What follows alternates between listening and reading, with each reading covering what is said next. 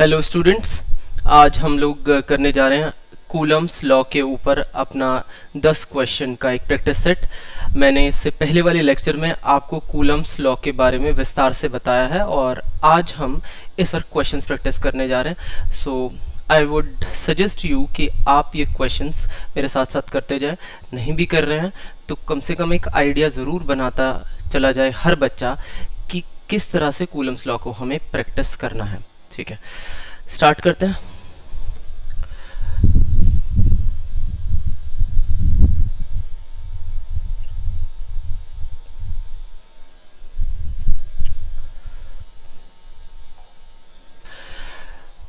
देखो बच्चों, पहला क्वेश्चन इसमें आता है two like charges in air repel each other with a force F. By what percentage should each charge be reduced so that the force between them in a medium of dielectric constant 2 reduces by 28%? ठीक है बच्चों, सवाल आप लोगों के सामने है। आप लोग भी इसे 30 सेकंड के लिए दोबारा पढ़ लें। बहुत तसल्ली बख्श मैं सारे क्वेश्चंस तुम्हें सॉल्व करवाने वाला हूं। तो दो इक्वल चार्जेस हैं, एयर में रखे हुए हैं बच्चों। कंसिडर करते हैं बिगिनर्स लेवल पर आप लोग डायग्राम जरूर बनवाइएगा। ठीक है, क्यू चार्ज मान के चलते हैं, लाइक चार्जेस हैं, पॉजिटिव पॉजिटिव हम मान के चल लेते हैं। इन दोनों के बीच में अगर इसे r डिस्टेंस ले लिया जाए मेरे बच्चों, तो फोर्स कितना बनेगा? फोर्स बनेगा k का वैल्यू है 1/4πε0। Q1 Q2 यानी Q²/r²। देखो इतनी वैल्यू बनी, ये एयर में है। अब वही कह रहा है कि by what percentage should each charge be reduced. देखते हैं कि ये चार्ज कितना रिड्यूस किया जाए, रिड्यूस भी किया जाए या ये इंक्रीज भी किया जाए, क्योंकि जरूरी नहीं है कि रिड्यूस हो। बिकॉज एक चीज मुझे साफ साफ दिखाई दे रही है कि ये 2 फैक्टर से जो डाइलेक्ट्रिक कांस्टेंट है 2 फैक्टर से तो वैसे रिड्यूस हो गया, यानी जो फोर्स है वो 50% ऑलरेडी रिड्यूस हो चुका है। तो ये शब्द ना यहाँ गलत आ रहा है, इसको चेंज कर देते हैं। Should be changed, should be changed. तो रिडक्शन नहीं होगा, 50% ऑलरेडी रिड्यूस हो चुका है बाय द डाइलेक्ट्रिक कांस्टेंट। और हमें कितना चाहिए भाई? सिर्फ और सिर्फ 28% ही तो चाहिए। अब यहां जरा देखो, जब दूसरी सिचुएशन बनती है जहां आपने बाकी कोई चीज चेंज नहीं किया और इसके बीच में आपने एक डाइलेक्ट्रिक मीडियम डाल दिया ऐसे करके, डाइलेक्ट्रिक मीडियम का जो डाइलेक्ट्रिक कांस्टेंट है वो है मेरे बच्चों 2। अब इसको मान लेते हैं Q डैश और ये भी Q डैश। और अब जो फोर्स इस कंडीशन के तहत बन रहा है उसका एक्सप्रेशन लिखते हैं।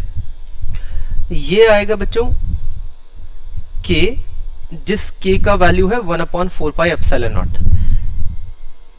Q डैश का होल स्क्वायर बाय, देखो डाइलेक्ट्रिक कांस्टेंट आ चुका है तो ये नीचे जाएगा और जो डिस्टेंस है वो सेम रही है, उसको चेंज नहीं कर रहे हैं, यानी r²। अब इन दोनों एक्सप्रेशंस में ना मेरे बच्चों एक हमें रिलेशनशिप फ्रेम करना है। यानी ये जो है, आप ध्यान से सुन लेना, यहां पर ध्यान से सुन लेना, ये जो फोर्स है ये, इसको मुझे F बोल देना चाहिए और इसको मुझे F डैश बोल देना चाहिए, ये, क्योंकि फोर्स डिफरेंट हो गया, घट गया है। अब इन दोनों के बीच में एक रिश्ता फ्रेम करना है मुझे, ये बहुत इंपॉर्टेंट है। तो देखो मैं कैसे कर रहा हूं, और लैंग्वेज को पढ़कर तुम लोग भी मुझसे पहले कर सकते हो। Force between them in a medium of dielectric constant 2 reduces by 28%, यानी इससे F डैश 28% कम है। सुनना बात को ध्यान से। और अगर एफ डैश मेरे प्यारे बच्चों 28% इससे कम है, तो हम क्या कर सकते हैं? क्या हम ये नहीं बोल सकते कि दरअसल एफ डैश 72% ऑफ किसका बन गया?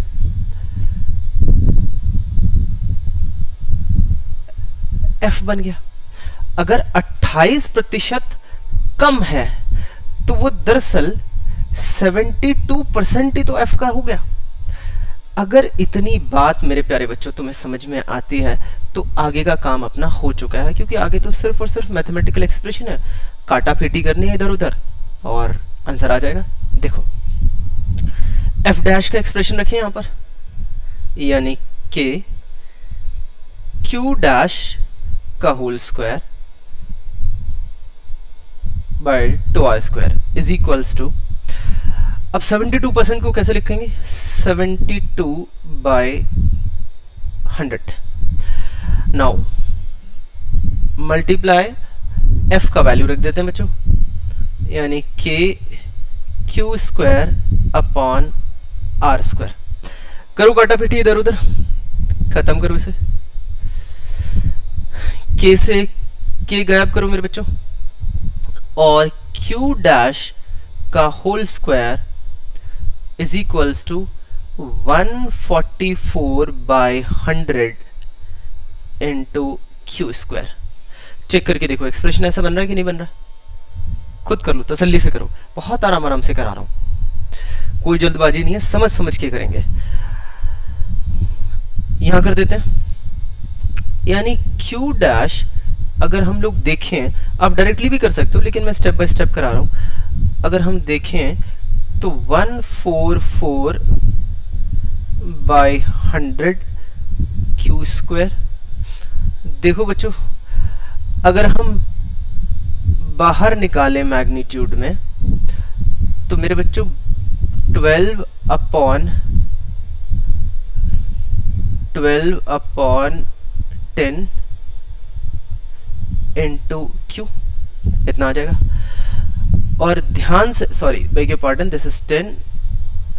क्यू डैश का वैल्यू, इसे थोड़ा अलग कर ले, क्यू डैश का वैल्यू आ गया 6/5 क्यू, इतनी वैल्यू आ गई। अब इसे ध्यान से देखो, ये दरअसल कैसे लिखा जा सकता है? 1 + 1/5 ऑफ क्यू लिख सकते हो कि नहीं लिख सकते हो? अगर कोई बच्चा इस एक्सप्रेशन को पहचान ले तो बहुत अच्छी बात है, नहीं भी पहचाने तो मैं करके बता देता हूं आपको। देखो यहां पर इसे रब कर दे,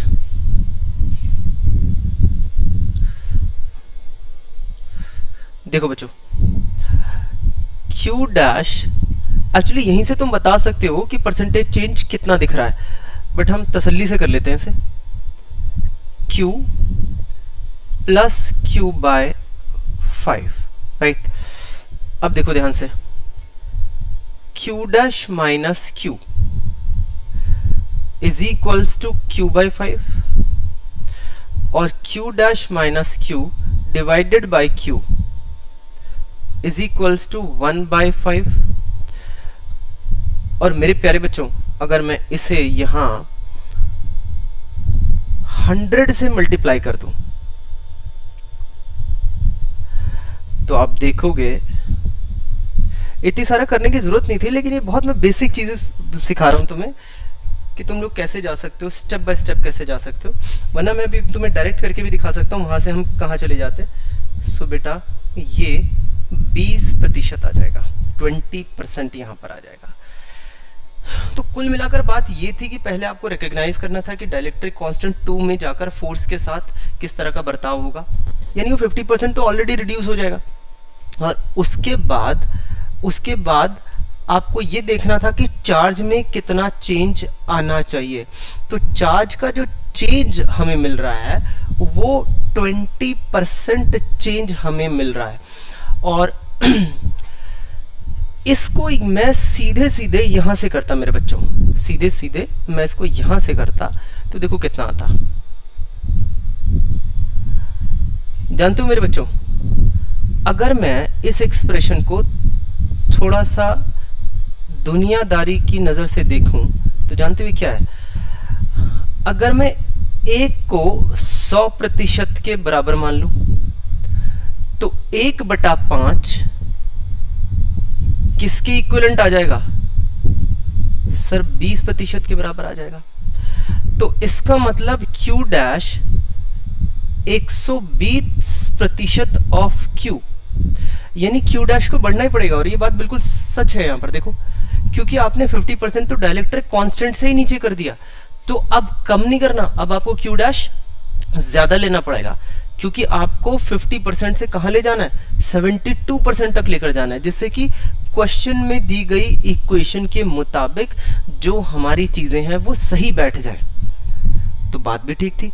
अगर Q डैश 120% ऑफ Q हो गया तो सीधी सी बात है कि चेंज कितना आया होगा, 20% चेंज आया होगा कि नहीं आया होगा।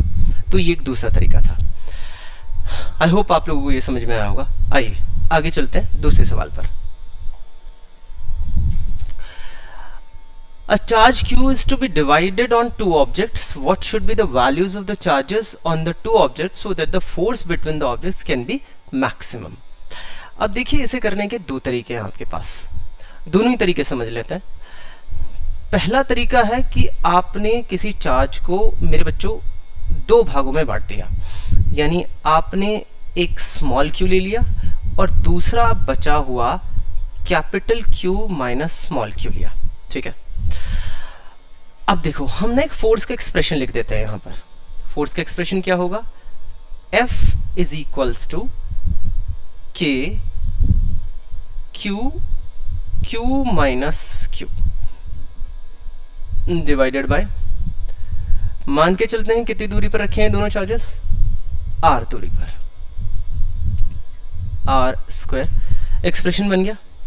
अब एक्सप्रेशन जब बन जाता है तो अब हमें एक्सप्रेशन को तोड़ मरोड़ के एक ठीक ठाक स्थिति में लेकर आना होता है। अब देखो कैसे यहाँ एक्सप्रेशन की पहले सूरत बदल देते हैं, उसके बाद हम लोग इससे कुछ चीजें इन्फर करेंगे और लास्ट में कंक्लूड कर देंगे। And I hope you do understand there is a substantial amount of difference between inference and conclusion. आगे चलते हैं। F Q square minus Q into Q, और कॉमन ले लेते हैं माइनस को, तो आपको सिचुएशन ऐसी दिखाई देगी। ध्यान से देखो मेरे प्यारे बच्चों, आराम आराम से करो, बहुत तसल्ली से करो, समझ समझ के करो। तो F का जो एक्सप्रेशन आ गया वो कुछ ऐसा आ गया, और अब यहां से हम कुछ इन्फर करते हैं चीजें। सर ये क्वाड्रेटिक है, क्वाड्रेटिक तो है, बिल्कुल ठीक है, लेकिन अभी भी कुछ कंक्लूसिव नहीं मिल रहा मेरे बच्चों, इन्फर तो कर पा रहे हैं चीजों को। तो इसकी सूरत फिर बदलते हैं, और वो कैसे बदलते हैं अब देखना मेरे बच्चों। 1/r स्क्वायर, मैंने गलती कर दी, मुझे ना अंदर भी k चाहिए, तो मुझे k चाहिए तो मैं यहाँ पर k लगा देता हूँ, और k को दोबारा से मैं कॉमन ले लेता हूँ। अब मेरे बच्चों यहाँ देखो, q square minus q into q। अब मैं जो करने जा रहा हूँ उसे ध्यान से देखना। अब मैं यहाँ पर प्लस और माइनस करने जा रहा हूँ, जो भी ये जो Q है ना मेरे बच्चों, ये वाला जो Q है इसका आधा करूंगा। ये कंप्लीशन ऑफ स्क्वायर कर रहा हूं दरअसल में। तो बेटा मैं यहां पर प्लस Q स्क्वायर बाई 4 और माइनस Q स्क्वायर बाई 4 कर देता हूं। ये तरीका आप लोगों ने पढ़ा होगा, मैं बता भी देता हूं। जब भी हमें कंप्लीशन ऑफ स्क्वायर करना होता है तो दरअसल हम जो भी वेरिएबल का कोफिशिएंट होता है, अब वेरिएबल क्या है यहाँ पर, वेरिएबल ये है मेरे बच्चों, ये वेरिएबल है, जो भी इसका कोफिशिएंट है और ये कांस्टेंट है, इसका आधा करो यानी q/2 करो, और उसका होल स्क्वायर एक बार ऐड कर दो और एक बार सब्ट्रैक्ट कर दो। इतना काम आपने करना है, ठीक है। आगे चलते हैं। अब देखो आप ना इसको इसको और इसको इकट्ठा करो बच्चों, क्योंकि ये स्क्वायर फॉर्मेट में बंधने के लिए तैयार है बच्चों। देखो ये प्रॉपर फॉर्मेटिंग हो चुकी है इसकी, मैं लिख देता हूं ऊपर।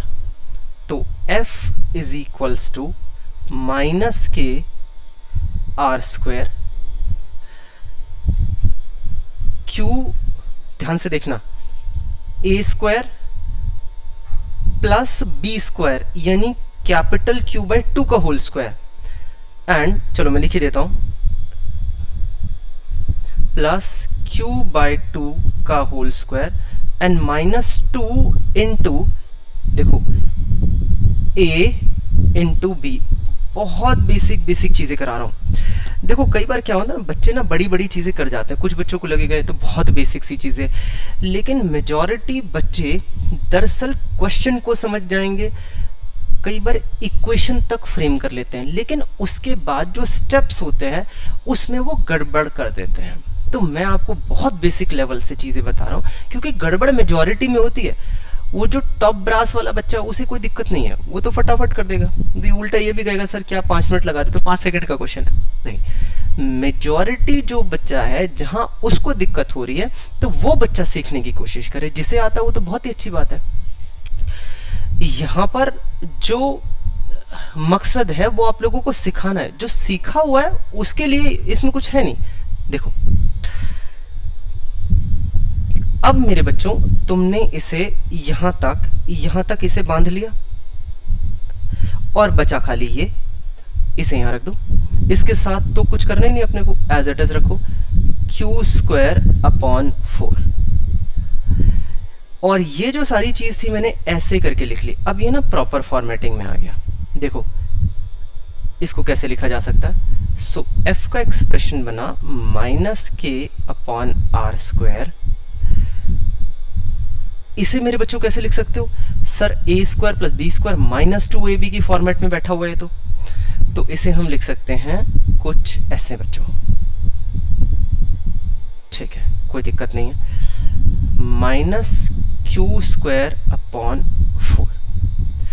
अब कुछ ठीक ठाक लग रही है, जो फॉर्मेट है एक्सप्रेशन का वो कुछ बताने को अब तैयार है, लेकिन अभी भी पूरी तरह नहीं बता रहा। देखो मैं बताता हूं, इस माइनस को ना अंदर लेकर जाओ, तो अब ये खुद बोलना शुरू कर देगा, और ये आपको आना चाहिए।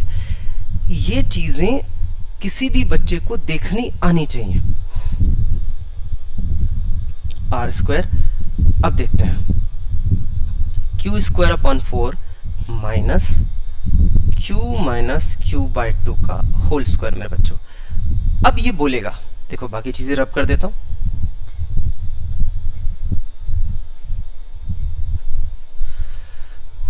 जानते हो क्या, अगर मैं तुमसे कहूं कि फोर्स के इस एक्सप्रेशन को, हम चले कहां से थे और कहां पहुंचे हैं, तो एक्सप्रेशन अभी भी वही है, ओरिजिनल एक्सप्रेशन वही है, और हम यहां पहुंचे हैं अभी। बस मैंने तोड़ मरोड़ के एक्सप्रेशन को एक सही फॉर्मेट में लेकर आया हूं, इतना सा मैंने क्या काम किया है। पहले में वो मुझे ठीक ठाक तरीके से चीजें नहीं बता रहा था, बट यहां तो द एक्सप्रेशन स्पीक्स वॉल्यूम, अपने आप ही बोल रहा है। देखो कैसे, अगर मैं तुमसे कहूं कि फोर्स की मैक्सिमम हो जाए वैल्यू, तो इस एक्सप्रेशन में स्मॉल क्यू की वैल्यू हम कितनी पुट करें, ये तो कुछ उस हिसाब की बात हो गई कि सर किसी एम्प्लॉय को जो सैलरी मिलती है वो कुछ इस हिसाब से दी जाती है। जैसे मान लीजिए एक उसका फिक्स्ड पोर्शन है प्लस एक वेरिएबल अमाउंट है, जो कि बहुत सारे फैक्टर्स पर डिपेंड कर रहा है। तो वो फैक्टर्स तो हमें गिनने नहीं है, फैक्टर्स हैं उन पर ये वेरिएबल अमाउंट डिपेंड करता है।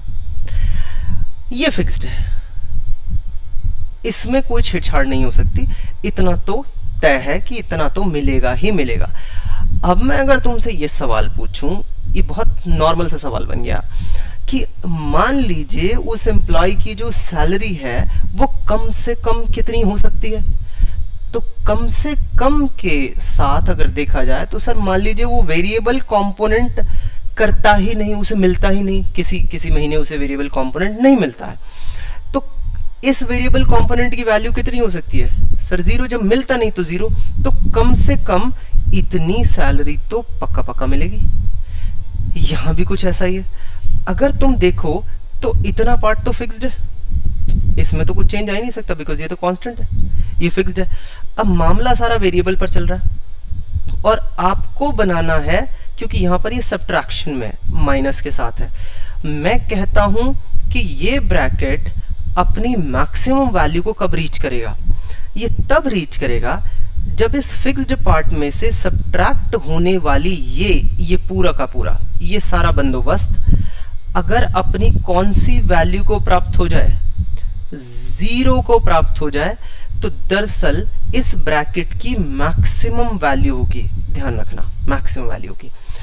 यहां मैंने बात की थी मिनिमम, बिकॉज ये प्लस में था मेरे बच्चों, ये प्लस में था। यहां मैं बात कर रहा हूं मैक्सिमम होने की, क्योंकि ये सब्ट्रैक्शन में है, तो इसलिए इसको 0 होना पड़ेगा। अगर अभी भी बात समझ में नहीं आती है तो आप वीडियो को 2 मिनट पॉज करो, अपने दिमाग में इन सब बातों को सोचो और फिर आगे बढ़ना, क्योंकि अगर तुम इन बातों को आधी अधूरी तरीके से सोचकर आगे बढ़ गए तो ये क्वेश्चन आधा अधूरा नहीं, 0 लेवल पर ही तुम्हारे पास जाएगा, इससे ज्यादा नहीं। देखो, तो अब मैक्सिमम बनाने के लिए हमने इस ब्रैकेट के अंदर जो भी चीजें थी उनकी कंडीशनिंग कर दी, और कंडीशनिंग में हमने ये पाया कि q माइनस क्यू बाई 2 के होल स्क्वायर की वैल्यू को 0 होना चाहिए, और इसका सीधा सीधा मतलब है कि q को q बाई 2 होना चाहिए। मेरे बच्चों, बोलो बात समझ में आती है कि नहीं आती है? अगर आपको इतनी बात समझ में आती है तो हम इसका दूसरा तरीका भी देख सकते हैं। आइए देखते हैं दूसरा तरीका। अब इतनी कीची कीची ना करके कुछ बच्चे ये कहेंगे कि सर इसे आप क्यों सीधा सीधा डिफरेंशिएट नहीं कर देते? हाँ, हम इसे डिफरेंशिएट भी कर सकते हैं। पहले मैंने इसके बहुत ऑर्गेनिक तरीके से दिखाया आप लोगों को। अब हम दोबारा फोर्स का एक्सप्रेशन लिखते हैं। जो बच्चे डिफरेंशिएशन और उसकी एप्लीकेशंस को अच्छे से समझते हैं तो उसको आप इस क्वेश्चन को आप डिफरेंशिएशन से कर सकते हो। देखो, दोबारा लिख देता हूं expression, q minus Q divided by are square. Same expression है, आपने 2 भागों में तोड़ा, पहला दूसरा। अब फोर्स को आपको यहाँ पे मैक्सिमम दिखाना है। फिर से थोड़ा सा एक्सप्रेशन को ठीक ठाक कर लेते हैं। Q by are square minus k q square upon are square. Constants और वेरिएबल आप लोग पहचान सकते हो अभी क्या है। अब आप ना इसका डिफरेंशिएशन कर दो, डी एफ बाई किसके रिगार्ड में? आप करो वेरिएबल के रिस्पेक्ट में, विद रिगार्ड टू वेरिएबल। और वेरिएबल क्या है? ये वाला छोटा क्यू अपने वेरिएबल माना है। करते हैं बच्चों, मैं सीधा ही कर देता हूं। तो देखो, K Q upon are square minus 2 K Q upon are square. और उसके बाद जो बच्चे एप्लीकेशन ऑफ डेरिवेटिव्स जानते हैं, तो उसके बाद आपने डिफरेंशिएशन पार्ट को, जिसका भी आपने जिस एक्सप्रेशन का किया है, तो फोर्स का एक्सप्रेशन था, उसको मेरे बच्चे इक्वल टू 0 कर देते हैं। अब ये चीजें मैंने 0 क्यों पुट कर दिया, क्यों नहीं पुट करना चाहिए था, ये सब चीजें एप्लीकेशन ऑफ डेरिवेटिव्स में आपको समझ में आ जाएंगी। तो इसीलिए मैंने पहले वाले पार्ट में बहुत ऑर्गेनिक तरीके से किया, क्योंकि वो सब चीजें पढ़ के बैठा रहता है बच्चा, quadratic equation, completion of squares. यहाँ आपको थोड़ी बहुत तकलीफ हो सकती है अगर आप लोगों ने नहीं पढ़ा है तो बहुत अच्छी बात है। और इससे अगर आप निकालोगे तो देखो, इसको कट कट कट कट खत्म हो गया, और 2q is equals to capital Q, जिसमें आप q is equals to q by 2 कर सकते हो। देखो, सेम आंसर आ गया। तो ये रहा हमारा दूसरा क्वेश्चन। आइए आगे चलते हैं। अब ये एक एनसीईआरटी का क्वेश्चन है, how much positive and negative charge is there in a cup of water. देखो, यहां हम एक चीज अज्यूम करके चलते हैं, एक साधारण सा जो नॉर्मल कप होता है, मग वग मत ले लेना उसमें, आप लोग ऐसे मत कहना नहीं जी मैं तो जूस पी रहा हूँ, ये ऐसा कुछ चीज़ नहीं, ये तो मेरे वाला कप तो इतने ही बड़ा साइज़ का होता है, नहीं, एक नॉर्मल साइज़ का जो कप है। तो जब ये क्वेश्चन दिया गया है तो उसको इमेजिन करके आप लोगों के सामने एक क्वेश्चन आया है, तो हम मोटा मोटा मान कर चलते हैं कि 250 ml और लगभग लगभग इक्वल है किसके, वो इक्वल जा रहा है मेरे बच्चों 250 ग्राम ऑफ वाटर बता रहा है कि इतना वाटर उसमें होगा, ठीक है। तो ये कंडीशन हमने मान ली है मेरे बच्चों। अब वो कहता है पॉजिटिव और नेगेटिव चार्ज कितना है इसमें। अब क्योंकि पानी लिया हुआ है तो पहले जो पानी का समीकरण है पहले उसे देख लेते हैं। आप जानते हो पानी को देखने के लिए जब माइक्रो लेवल पर उतरोगे तो आपको इसका फॉर्मूला पता होना चाहिए, H2O। अब आप जानते हो ऑक्सीजन में जो ओवरऑल इलेक्ट्रॉन आपको मिलेंगे वो मिलेंगे बेटा 8, ठीक है, ये टोटल इलेक्ट्रॉन्स मिलेंगे। हाइड्रोजन में अगर आप इलेक्ट्रॉन्स की संख्या ज्ञात करेंगे तो वो 10, यानी टोटल सॉरी एक इसमें हो गया। अब क्योंकि 2 हैं हाइड्रोजन तो 2 हाइड्रोजन होने से यहां मैं मल्टीप्लाई कर देता हूं 2 की, तो ओवरऑल अगर H2O में देखा जाए तो H2O में 10 इलेक्ट्रॉन्स आ जाते हैं संख्या में। अब क्योंकि हम जानते हैं कि एक इलेक्ट्रॉन पे चार्ज 1.6 इंटू 10⁻⁻19 होता है, तो 10 पर कितना चार्ज होगा हम बता सकते हैं, और उतना ही फिर हम positive charge, because as a whole water neutral होता है, ये हम सब लोग जानते हैं। आगे चलते हैं। तो ये तो थी हमारी कंडीशनिंग क्वेश्चन को उठाने से पहले, इतनी सारी चीजें हमें मालूम होनी चाहिए। अब जो यहां रिश्ता बनाना है, अब हमें बनाना है इस ग्राम का नंबर ऑफ मॉलिक्यूल से। अभी ये पता तो चले कि इतने में कितने मॉलिक्यूल्स प्रेजेंट हैं पानी के। अब बात तो सारी उस पर है, उसके बाद तो यूनिटरी मेथड से गुणा भाग करना वो हम कर लेंगे। देखो मेरे बच्चों, अब यहां भी तुम्हारे पास एवोगैड्रो साहब आ जाते हैं, वो बताते हैं ना, वो तो बताते हैं अगर 18 ग्राम में आप देखेंगे तो 1 मोल बनेगा, और 1 मोल में एवोगैड्रोस नंबर है, तो 1 ग्राम में कितना बनेगा बच्चों? 1 ग्राम में Na/18। 250 में कितना बनेगा बच्चों? तो ये नंबर ऑफ मॉलिक्यूल्स बन जाएंगे किसके? वाटर। तो Na/18 इंटू 250। उसके बाद आप वैल्यू रख सकते हो मेरे बच्चों, एवोगैड्रोस नंबर, यानी Na is equals to 6.023 into 10⁻23। ये वैल्यू आप रख सकते हो। इतना काम कर लोगे तो आपको नंबर ऑफ क्या पता चल जाएंगे? मॉलिक्यूल्स पता चल जाएंगे। और नंबर ऑफ मॉलिक्यूल्स एक बार हमें पता चले तो हम जानते हैं कि एक मॉलिक्यूल में 1 मॉलिक्यूल ऑफ हाइड्रोजन कितना दे रहा है बेटा? अभी निकाला था 10 इलेक्ट्रॉन्स दे रहा है, ये हमने निकाला था। और 1 इलेक्ट्रॉन के ऊपर आपको चार्ज पता है, ठीक है। तो टोटल नंबर ऑफ इलेक्ट्रॉन्स कितने हो जाएंगे? ये, ठीक है। 1 में कितना है? 10, और टोटल कितने हमारे पास, कितने मॉलिक्यूल्स है? इतने मॉलिक्यूल्स है। तो Na इंटू 250 इंटू 18 इंटू 10 कर दो मेरे बच्चों। और 1 इलेक्ट्रॉन के ऊपर आपको चार्ज पता है, तो टोटल चार्ज कितना आ जाएगा बच्चों? टोटल चार्ज की अगर आपको वैल्यू प्राप्त करनी है तो आ जाएगा 1.6 इंटू 10⁻⁻19 इंटू उसकी वैल्यू रख देते हैं यहाँ पर। पहले एक बार इसे रब कर लें।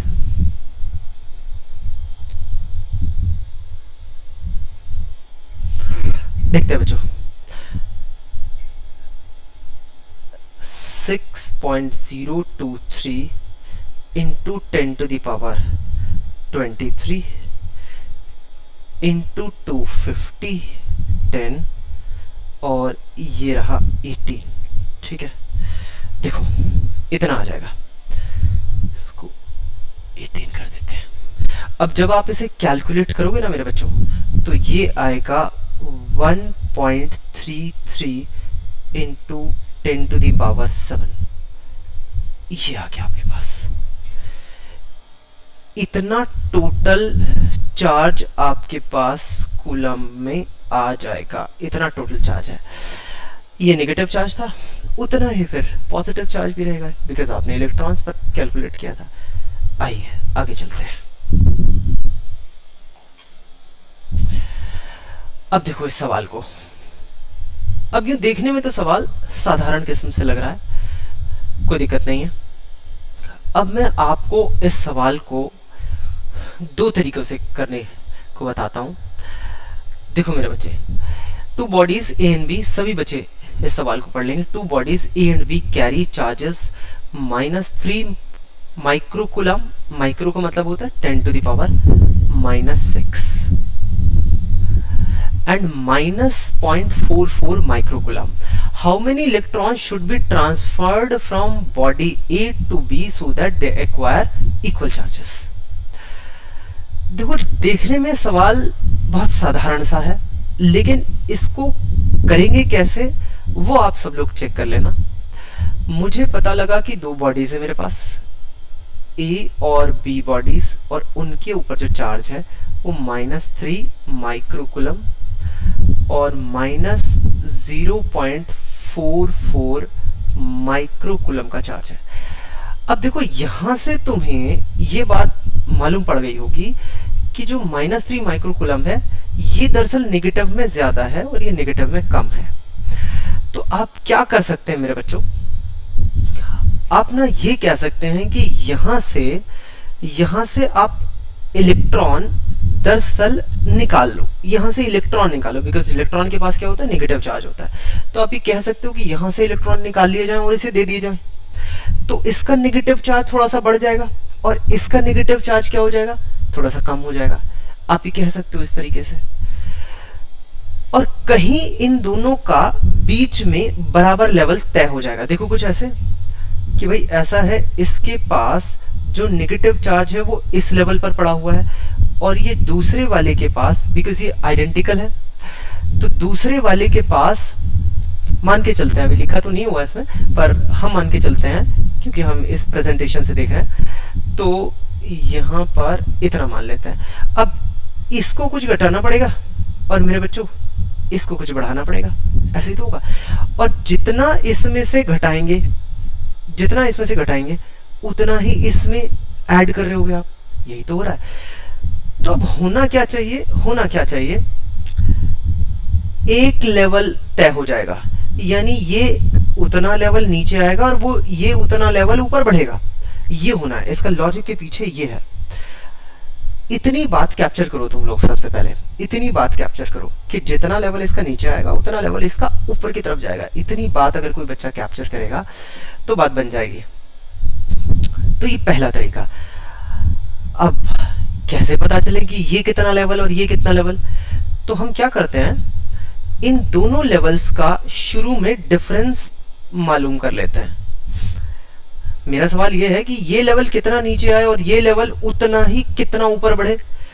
तो आप ना इनिशियल जो डिफरेंस है दोनों वाटर लेवल्स में, मैं इसको पिक्चर के माध्यम से आपको समझा रहा हूं कि इनिशियल लेवल कितना है इन दोनों वाटर लेवल्स में, आप उसको मालूम कर लो। तो कैसे निकालें, इसको हमने बोला -3 माइक्रोकुलम, इसको हमने बोला 0.44 माइक्रोकुलम।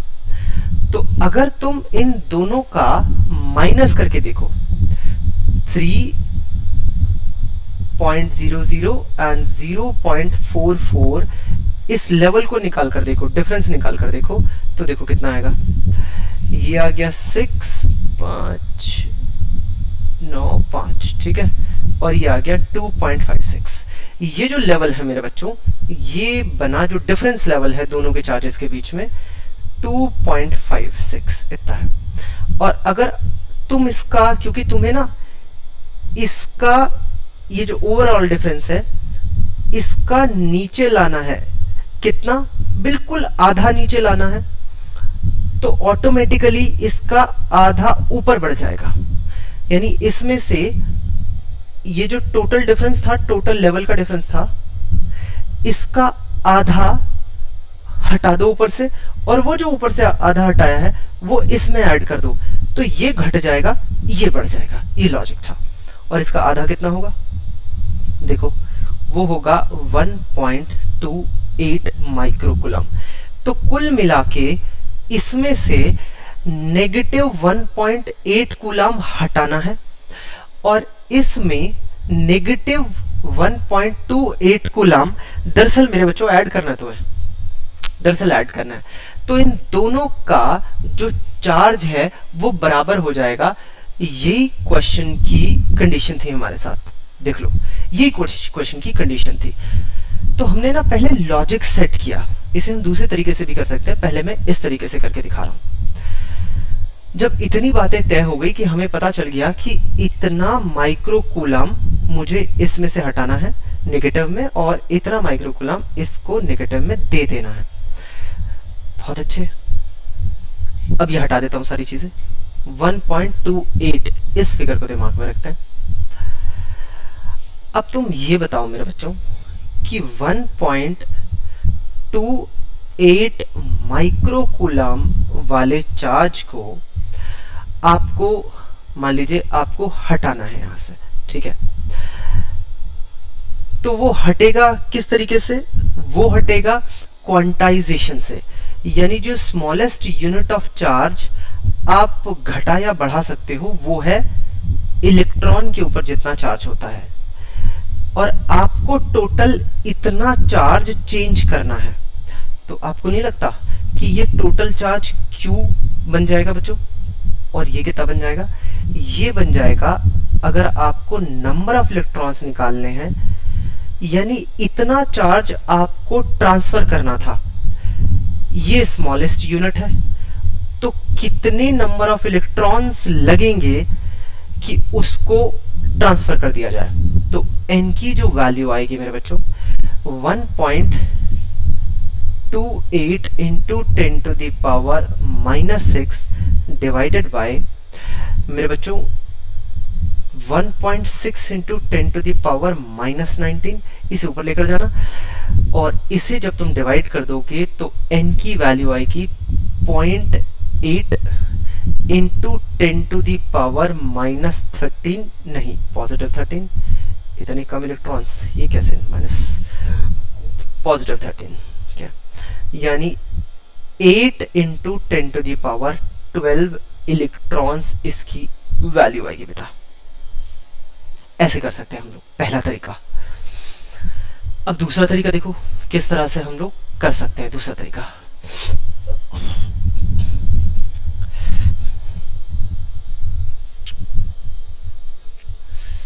देखो मेरे बच्चों, मैं कहता हूं कि आपको इसका चार्ज दरअसल नेगेटिव से कम करना है। अब ये इंपॉर्टेंट तरीका है कि जो आप कह रहे हो उसे आपको इक्वेशन में कैसे बनाना है। देखो, तो हम बात करते हैं कि आपको -3 माइक्रोकूलम जो चार्ज है उसको दरअसल आपने कम करना है, कम करना है, समझिए। तो जब कम करना होगा तो आपको इसमें कुछ चार्ज पॉजिटिव ऐड करना चाहिए कि नहीं करना चाहिए? हाँ, करना तो चाहिए। कुछ चार्ज पॉजिटिवली ऐड करना चाहिए कि नहीं करना चाहिए? बिल्कुल करना चाहिए।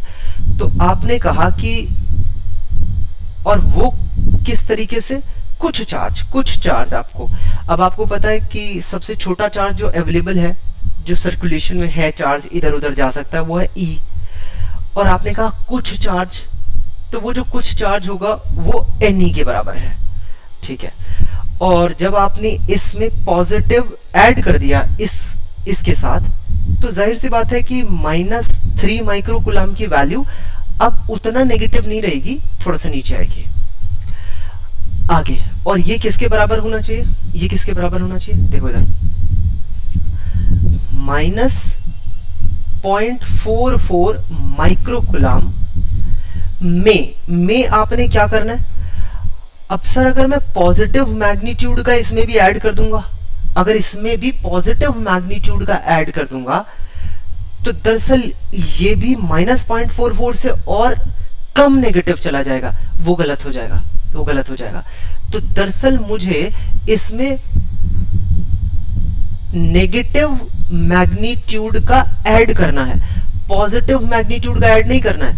और कितनी वैल्यू ऐड करनी है, इतनी ही, क्योंकि हमने देखा था पिछले वाले लॉजिक से कि जितना वो नीचे आएगा उतना इसको ऊपर जाना है। फिर से दोबारा से देखो कि जितना ये -3 वाला नीचे आएगा नेगेटिव में, उतना इसको ऊपर जाना है मेरे बच्चों। और होना किससे है, उतने ही नंबर ऑफ इलेक्ट्रॉन्स के ट्रांसफर से होना है जो इसमें से निकलेंगे, यानी सेम नंबर, ये क्वांटिटी सेम रहनी है। अगर क्वांटिटी सेम रहनी है तो जाहिर सी बात है कि चार्ज भी सेम ही रहेगा।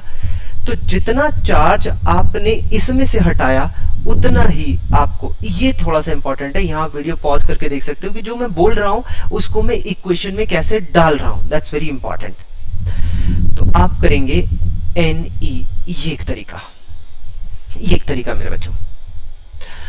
और अगर तुम इसे देखोगे तो ये बनेगा twice Ne is equals to 3 minus 0.44 microcoulomb.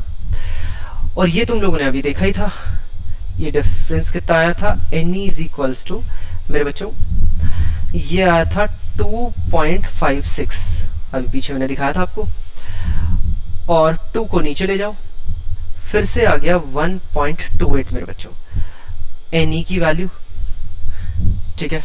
और n निकालना, इक्वेशन वहीं पहुंच गई है जहां से हमने निकाला था, 1.28 divided by 1.6 into 10 to the power -19, जिसे आप सॉल्व करोगे तो 8 into 10 to the power 12 answer मिलेगा आपको।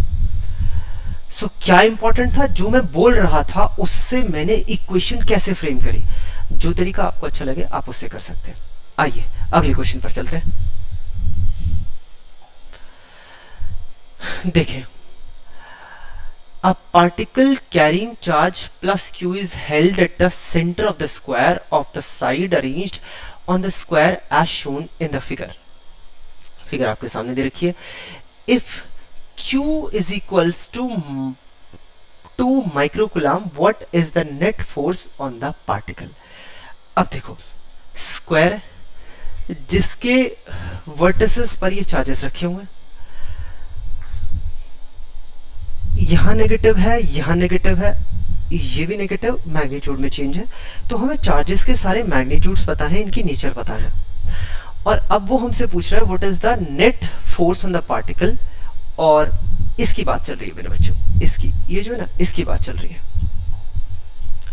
देखिए मेरे बच्चों, इसकी बात चल रही है।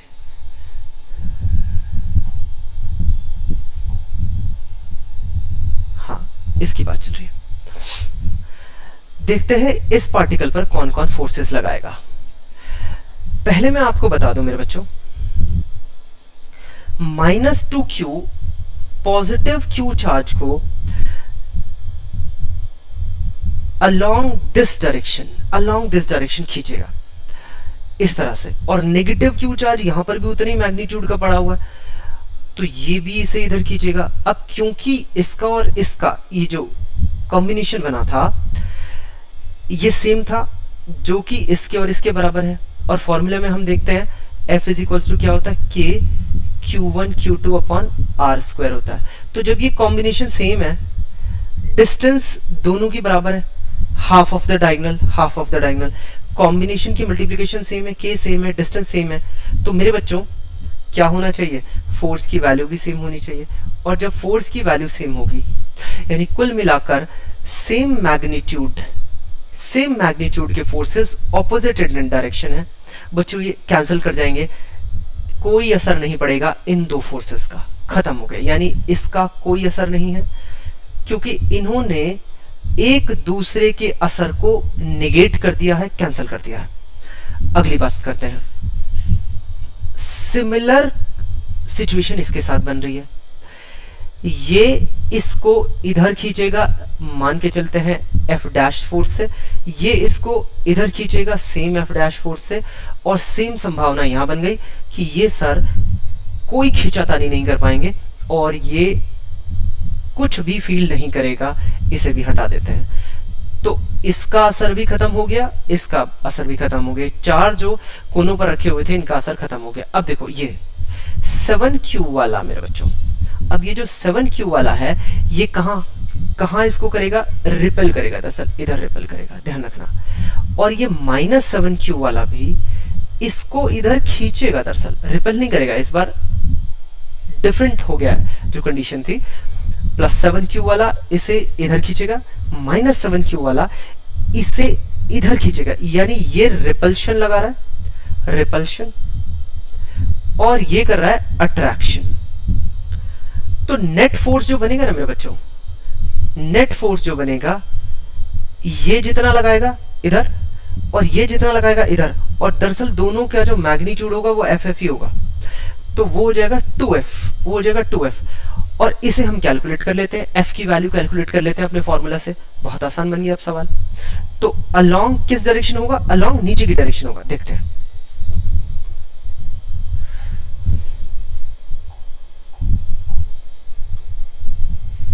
हाँ देखिए बच्चों, तो f is equals to k Q1 Q2 upon are square, हम यहाँ डाल देंगे। और Q की वैल्यू कितनी है, देखो जरा, Q की वैल्यू है